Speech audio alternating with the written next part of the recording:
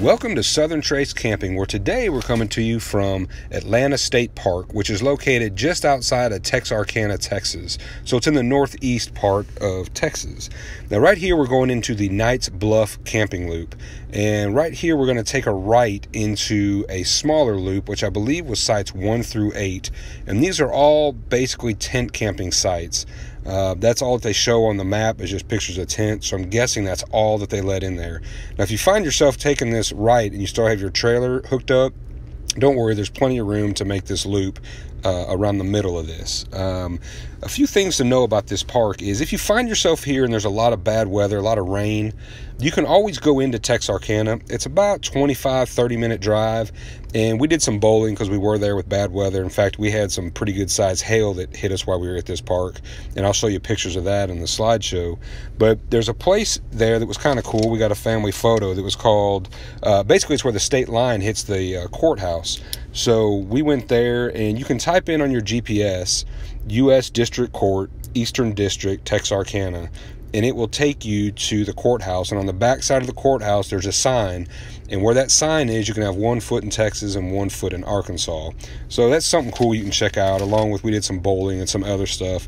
There's options there in case you run into bad weather. Now right here we're coming into your pull-through sites on the left, and pretty much all of them are good site. They're 30 and 50 amp with water and sewer, so they're full hookup.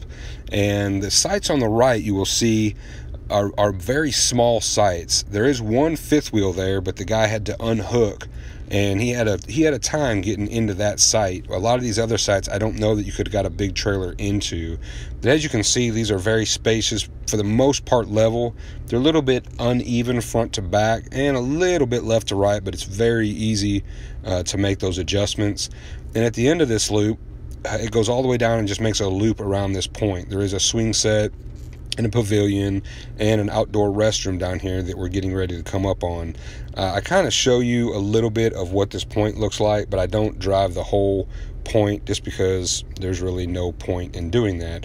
But right here you can see the swing set there and the bathhouse, or that's just a restroom, an outdoor restroom, and then the road forks, and that basically just does a loop all down through there. So that's the Knight's Bluff loop. So right now we're turning into the Wilkins Creek camping loop, and the first 2 sites are on the left and the right. Those are numbers 24 and 25, and those are 30 and 50 amp hookups. So is number 26. And those are probably your 2 best sites within this camping loop.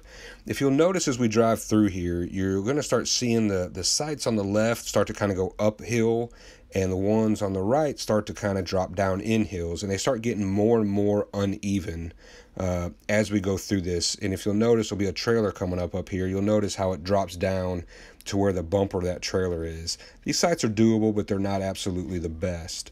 Some things you might want to know about this state park is that it has bad cell phone service, both with Verizon and AT&T. The only place we could get service was out near the water, near the points and things. Then you could get a little bit better cell service. We picked up 1 TV station while we were there, which really wasn't worth even turning on. We did have great water pressure at the campsites, which you got to be careful because that will fill up your tanks really, really fast. The bathrooms were clean. They were kept very nice. You had good water pressure in those as well. One thing that we did notice about this Atlanta State Park was there was a lot of times you had a rotten egg smell. And what we found out was there is a paper mill about 10 miles from there. And the ranger was telling us that about 10 or 12 days a year, if the wind is out of the northeast, that it will bring that smell right into the park. But it usually doesn't last very long because the wind shifts around. So if you're there and you smell something that doesn't smell right, it's not your neighbors fogging you out. It's just the paper mill that's about 10 miles away. So anyway, that's just some general information about the park. They do have canoe rentals. I did not see any kayaks. They were all just metal canoes. But right now we're going to jump up here to the White Oak Ridge camping area and see what it has. So this is the White Oak Ridge camping area, and yes, that is a lady walking her cat. The cat didn't look too happy. That is the first time I've ever seen that in a state park, so I had to add it to the video. Anyway, we're going up here into the White Oak Ridge camping loop, and I will say that this is the best loop hands down. Only one problem: it is designed for very small trailers. Most of the trailers are going to have to be 25 foot or less, mainly going to be pop-ups and things like that. But you will see when we get up here that the view is just phenomenal from the top of this hill. This park does have several good walking trails. We did not get to check them out. As you can see in this video, the weather was perfect, so we decided to go kayaking and canoeing and stuff, and hoped to do trails the next day, but it was a total washout, so we didn't get to check out the trails, so I can't really comment too much on those. But right up here, this is the top of the loop, and this is site like 51, 52, 53, and 54. I believe that's 52 right there where that pop-up is at, and you can see the view is phenomenal. And that is site 53 right there. You can see that green that goes off there to the right. I'm going to do a quick walkthrough of that campsite just to show you how great that is, but I'll get to that in just a second. So this is, if you have a small trailer or pop-up, you definitely want to try to get into this loop without a doubt. That is campsite 53 up there where my truck is, and you have this trail that comes all the way down to the water. And this is kind of the view you get from the entire campsite. I mean, it's just absolutely a great site. Only problem is, it's a very short site. You're gonna have to have pop-up or a 20 foot or less, 20 foot or shorter trailer. I'm walking down this just a little ways to kind of show you that the trail goes right down through there and goes all the way down to the water. Man, what a fantastic site with a beautiful view up on a point that overlooks the entire lake. It's a shame that the sites on this particular loop are all made for short trailers and pop-ups and tents and stuff like that, because it is the best. Anyway, thought that would help. All right, now we're going to do a quick review of the map. So you're going to come in on Park Road 42 right here and come to the headquarters.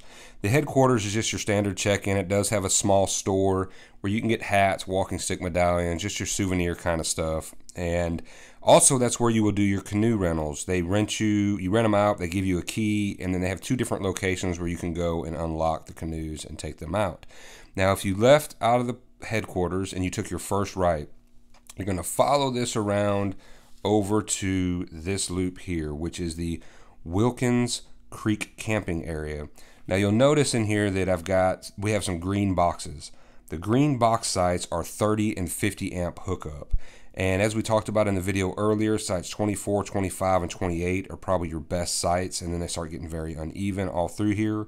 Numbers 40, 41, 42, and 43, they're very doable sites, but they're still going to need a little bit of adjustment. 43 is a very easy pull-through site, but I put a question mark by it because all the traffic that comes through this loop is going to have to go right by your trailer. So that's the only reason I put a question mark, but it's also a pretty good site. Now, if you left there and took your first immediate right, that's going to take you up here to the White Oak Ridge camping loop, which we talked about. And all of these sites are just small sites, with this point obviously being the best. 51, 52, 53, and 54 are your best sites. A lot of the sites are uneven. Even number 53 is uneven. They're all sloping down the sides of hills, but it does have a fantastic view, as you just saw. Now, if you left this loop and took a right, you'd come down here to a parking lot and a boat launch, and there's one of the sites where you can rent your canoes. Now, if we go back to the headquarters over here, you come out, you'll take a left, or basically you just kind of go straight, follow it around. Your first right is to a maintenance shed, which says employees only, so you won't even have to worry about that. And you'll roll around here and you'll take a right. And there's a sign right here that says all campers, and it's pointing to the right. So if you come in here, to the right is sites 1 through 8. That is your tent camping area. And then you have your Knight's Bluff camping area, which all of these sites 16 through 23 are 30, 50 amp and sewer. They're full hookup. As we talked about, these sites are very small, 10 through 15. You can get a trailer in some of these, but man, you're really going to have to work to get them in there if it's any size at all. Down here, you'll have your swing set, which we showed in the video, just a bathroom, and that does a loop around. There used to be a road right here, but they have it closed off because this shore is washing that road away slowly but surely. Now, if you didn't go into the camping area, you could go down here straight, and there is a parking lot with the boat launch and more canoe rentals. Now, this is their swim area. The swim area needs some TLC. It has stumps and stuff in it. It is a soft, kind of somewhat sandy, muddy bottom, but the water is very shallow way out, so it is good to get out there and splash around. But just the actual beach area could use some serious TLC. So anyway, that's my overview of the map of Atlanta State Park. Guys, I plan on doing reviews on every single park we go to. My goal is 200 parks, and right now this is trip number 90. I haven't done reviews on all of the parks, but from here on, I plan on doing that. So if this is something that interests you, please like and subscribe to my page. And as always, get out there with your family, have fun, be safe, and God bless.